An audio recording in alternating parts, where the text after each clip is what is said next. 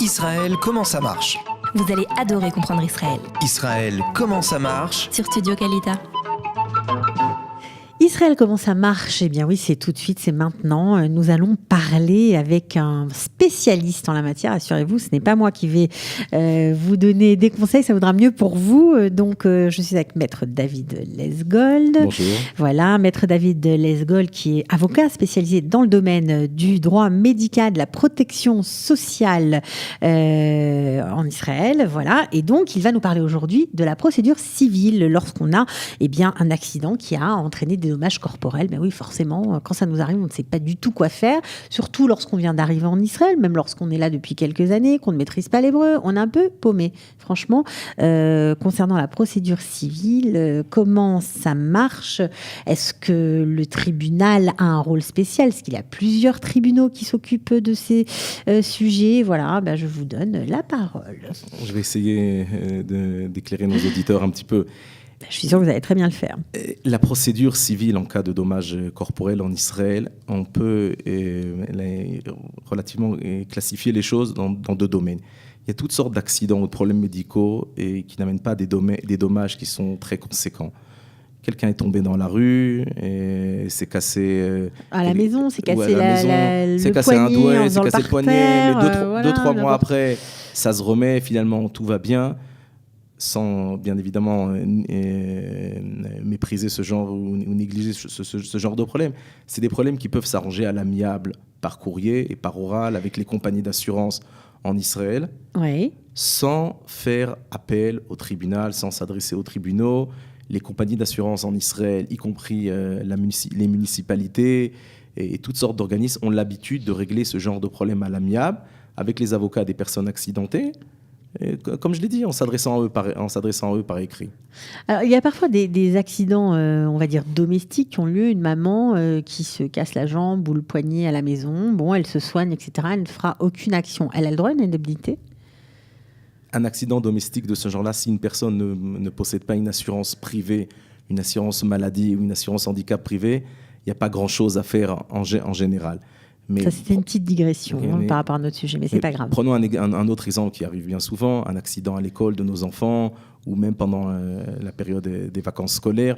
Tous nos enfants qui sont scolarisés depuis l'âge du GAN jusqu'à la fin de la terminale sont assurés dans une assurance qui est une assurance qu'on paye, que nous les parents on paye, et en plus des charges de l'école, qui donne le droit en cas d'handicap ou en cas d'accident de s'adresser à cette compagnie d'assurance. Énormément de ces affaires-là peuvent se régler à l'amiable, comme je l'ai dit, sans faire appel aux tribunaux, sans trop se casser la tête. C'est des choses qui sont très courantes en Israël. C'est mieux de les régler à l'amiable, je crois, non? C'est beaucoup mieux. Oui. Ouais. C'est beaucoup mieux. Et il n'y a aucune raison de rentrer dans des procédures qui sont des procédures longues et coûteuses dans ce genre d'affaires. Alors, dans quel cas il est bon de rentrer dans des procédures longues et coûteuses, justement? Les procédures au tribunal s'avèrent essentielles dans la mesure où on parle de dommages qui sont des dommages corporels plus conséquents, à savoir un handicap qui peut être chiffré en pourcentage d'invalidité, en pourcentage d'handicap, et qui donne lieu à des dommages aussi bien dans la capacité de la personne à continuer à travailler, à gagner sa vie. Dans les accidents très graves, il peut s'agir aussi d'avoir besoin d'une aide à la maison, une aide à la maison qui peut se chiffrer de dizaines de milliers de shekalim par mois, voire des fois de dizaines de milliers de shekalim par mois quand il s'agit d'accidents plus conséquents. Et là, la procédure civile devant un tribunal en Israël est absolument obligatoire. Quels sont les tribunaux vers lesquels on peut se tourner?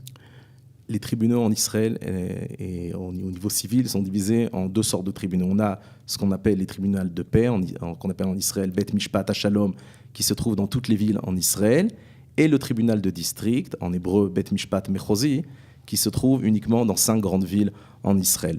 Tout dépend de la gravité de l'accident et des sommes qui sont revendiquées par la personne. D'accord. Alors, on a parlé de régler les problèmes à l'amiable, mais il y a aussi la médiation. Alors, en France, ça existe. Est-ce qu'ici, c'est courant également? La médiation est très courant, en particulier dans le domaine des accidents et des problèmes médicaux. La médiation, on peut avoir recours à un médiateur de deux façons. Premièrement, avant d'entreprendre une action en justice, quand il s'agit, comme je l'ai dit, précédemment d'affaires relativement simples, mais essentiellement, et là notre expérience, prouve que la plupart des dossiers qui sont engagés dans ce domaine-là, et en particulier dans les dossiers de négligence médicale, qui sont engagés au tribunal, mettons en plus de 80% de ces dossiers s'achèvent au cours d'une médiation, à savoir que le médiateur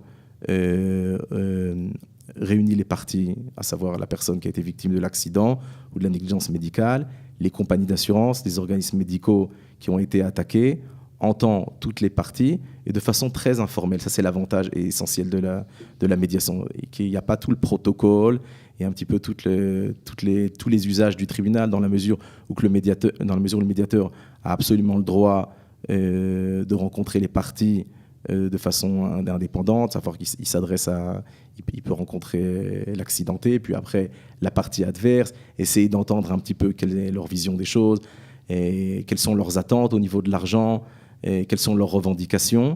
Il y a ici quelque chose au niveau psychologique, c'est très israélien un petit peu cette façon de voir les choses, à savoir on est très décontracté, on n'arrive pas en costume cravate, on boit ensemble, des fois il arrive qu'on mange ensemble même pendant la médiation, et c'est comme ça qu'on arrive à obtenir les meilleurs accords. Et donc, parfois, il vaut mieux un mauvais procès et un bon accord. Oui, tout à fait. C'est ça ? Tout à fait. Voilà, d'accord.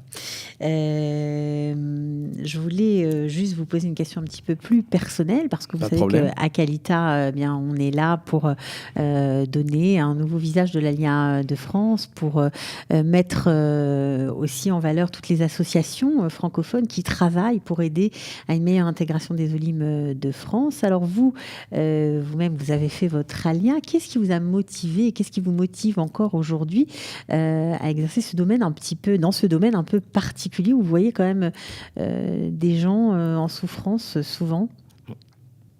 Je peux répondre de deux façons. Premièrement, le domaine du droit est un domaine pour ceux qui aiment la lettre, qui aiment lire, qui aiment écrire et qui aiment s'exprimer en ivrite, bien évidemment, en hébreu, en Israël. Oui, ça peut c'est mieux, oui.